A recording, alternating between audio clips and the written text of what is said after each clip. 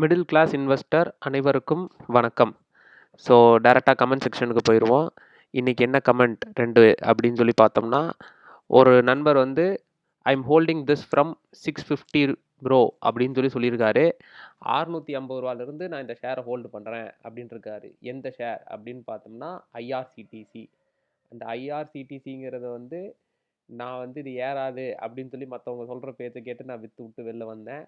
ஆனால் நண்பர் வந்து 650 ரூபா அப்படிங்கிற இதில் வாங்கி இன்றைக்கி வந்து 950 ரூபா பக்கம் இருக்குதுன்னு நினைக்கிறேன். அந்த அளவுக்கு இப்போ வந்து அவர் கெயினில் இருக்கார். அவருக்கு வாழ்த்துக்கள்.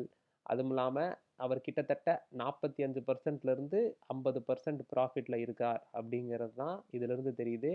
இதுலேருந்து என்ன அப்படின்னா, யார் என்ன சொன்னாலும் பரவாயில்ல, வாங்கினோமா கம்முன்னு அதில் போட்டு உட்கார்ந்தோமா, அது நல்ல லாபகரமான கம்பெனியாக இருக்கான்னு பார்த்துட்டு போட்டு உட்கார்ந்தோம்னா கண்டிப்பாக நம்ம 100% ப்ராஃபிட் கூட அடிக்கிறதுக்கு வாய்ப்பு இருக்குது அப்படிங்கிறது தெரியுது.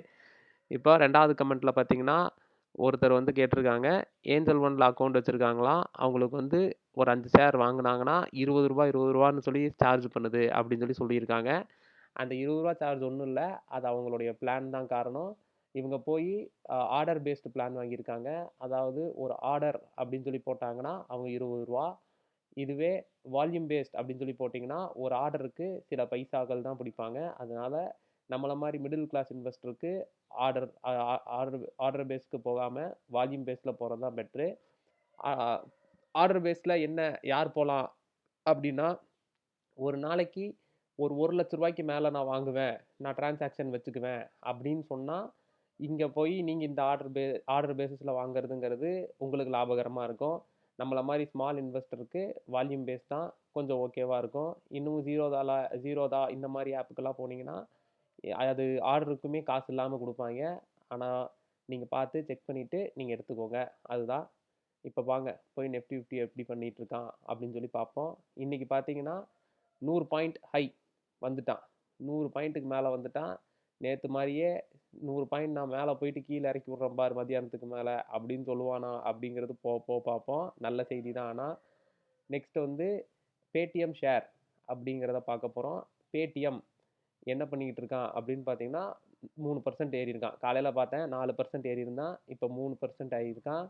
இது வந்து ஒரு கீழே உளுக்கு ஒரு சின்ன ரெக்கவரி அப்படிங்கிற மாதிரி தான் நான் பார்க்குறேன். இப்போ கீழே பார்த்தீங்கன்னா அதில் பாதாளத்தில் இங்கேருந்து விழுந்திருக்கான். இங்கேருந்து விழுந்தவன் இன்னைக்கு தான் கொஞ்சமாக தலை எடுத்து பார்க்குறான். இது என்ன காரணம் அப்படின்னா, இந்த ஜியோ பேசுகிறதாவும் வாங்குற மாதிரி பேசுகிறதாவும் கவர்மெண்ட் கொஞ்சம் ஹெல்ப் பண்ணுதுங்கிற மாதிரியும் இந்த மாதிரி பல நியூஸுகள் சுற்றிட்டு இருக்கு. டீட்டெயிலாக நம்ம படித்தாதான் அது தெரியும். அந்த நியூஸ் பேஸஸ்னால ஒரு 4% இன்னைக்கு வந்து மேலே ஏற்றி விடலாம் அப்படின்னு சொல்லி பார்த்துருக்காங்க. இந்த ஜியோக்காரங்கள கூட பொருளையை கிளப்பிவிட்டது தான் சில வேலைகள் பார்த்தது. கடைசியாக ஜியோ வந்து அந்த மாதிரி நாங்கள் பேடிஎம் வாங்குற மாதிரி இல்லை, அந்த மாதிரி டாக்ஸ் வந்து டினை பண்ணியிருக்காங்க ஜியோ ஃபினான்ஸு. இந்த ஜியோ ஃபினான்ஸ் இந்த டாக் பண்ணனால அவங்களோட ஷேருக்குமே இன்றைக்கி ஒரு பாதிப்பு. அது ஒரு 3% இறக்கியிருக்காங்க. இது பாதிப்புன்னு சொல்ல முடியாது, ஏன்னா நேற்று ஒரு ரேலியில் இது ஏற்றி விட்டாங்கள்ல, அந்த ரேலியிலேருந்து கொஞ்சமாக இறக்கி விட்ருக்காங்க அப்படிங்கிறதான் நான் பார்க்குறேன். எவன் இந்த பொருளை கிளப்பி விட்றான்னு தெரில. எவனோ லாபம் சம்பாதிக்கிறதுக்காக பொருளை கிளப்பிவிட்டு ஏற்ற விட்டு கரெக்டாக மேலே போய் உச்சியில் போய் யாராவது நம்மளை மாதிரி ஒருத்தர் போய் வாங்கிக்கிறது. இப்போ அங்கே உச்சியிலிருந்து டக்குன்னு இறக்கி விட்ருவானுங்க. அப்போ அவருக்கு நட்டமாக போகிறது. இதே மாதிரி வேலையாகவே இந்த பொருளையை கலப்புறவங்க வச்சுருக்காங்க. இன்னும் என்ன பண்ண போகிறாங்கன்னு தெரியல, பார்ப்போம். ஆக மொத்தத்தில் இன்னைக்கு பேடிஎம்க்கு வந்து ஒரு சின்ன ரிலீஃப், கொஞ்சம் ப்ரீத் பண்ணிக்கலாம். என்னை பொறுத்தளவுக்கு இது இன்னும் கொஞ்சம் கீழே போகும் அப்படிங்கிறதான் என்னோட கருத்து. இப்போ அடுத்த ஷேர் நான் என்ன பார்த்துக்கிட்டு இருக்கேன் அப்படின்னா, இந்த ஐடிசி அப்படிங்கிறத நான் பார்த்துக்கிட்டு இருக்கேன். இன்னைக்கு நான் வாங்கின ரேட்டை விட அவன் கொஞ்சம் கொஞ்சமாக கீழே இறங்கிட்டே வராங்க. நான் போய் கொஞ்சம் ஆவரேஜ் பண்ணலாமா அப்படின்னு யோசிச்சுக்கிட்டு இருக்கேன். இதோடைய பிஇ பார்த்தீங்கன்னா இண்டஸ்ட்ரி பிஇ விட கொஞ்சம் அதிகம்தான். இருந்தாலும் இது போய் நம்ம ஆவரேஜ் பண்ணி வைக்கணுமோ அப்படின்னு தோணுது. ஏன்னா இவன் ஹைட்டு பார்த்தீங்க அப்படின்னா கிட்டத்தட்ட 500 ரூபா கிட்ட ரீச் ஆகிற அளவுக்கு போயிருக்கான். 490 ரூபாய்க்கு மேலே அங்கேருந்து இப்போ இந்த இடத்துல இருக்கான். ஸோ இது வந்து ஒரு ஆப்பர்ச்சுனிட்டி தான். ஆனால் இன்னும் கொஞ்சம் கீழே இறங்குச்சுன்னா இன்னும் சந்தோஷம்தான். போய் இன்னும் கொஞ்சம் நிறையா வாங்கிக்கலாம். இப்போ அடுத்தது நம்ம என்ன பார்க்குறோன்னா, இந்த ட்ரிவேணி டர்பைன் அப்படிங்கிற ஒரு கம்பெனி கண்ணில் பட்டுச்சு. இன்றைக்கி மட்டும் 14% ஹை.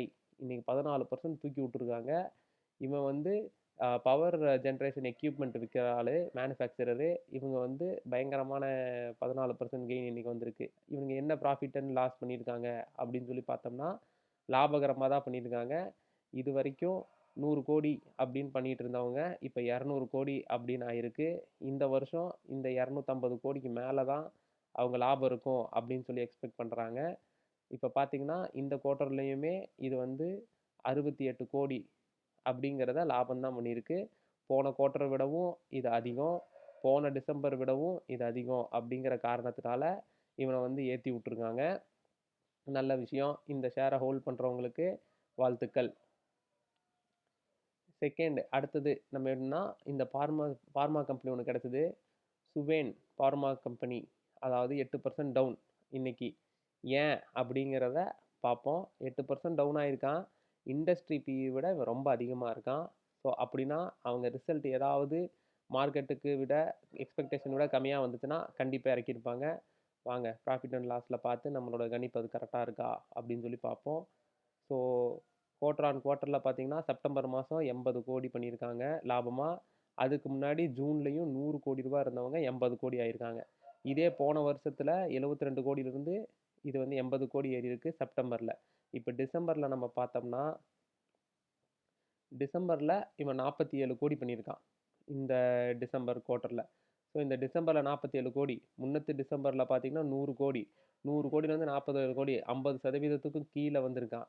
குவார்ட்டர் ஆன் குவார்ட்டர்லையும் 80 கோடியிலேருந்து 50% இறங்கியிருக்கான். அதனால தான் இந்த ஷேர் வந்து இன்னைக்கு இறங்க ஆரம்பிச்சிருக்கு. ஸோ இந்த மாதிரி ப்ராஃபிட் பார்த்தும் நல்லா ப்ராஃபிட் பண்ணுற கம்பெனியில் நல்ல பிஇ ரேஷியோவில் இருக்கிற ஒரு நல்ல கம்பெனியில் போய் நம்ம இன்வெஸ்ட் பண்ணிட்டு லாங் டேர்மில் இருந்தோம்னா நல்ல லாபம் தான் கிடைக்கும்.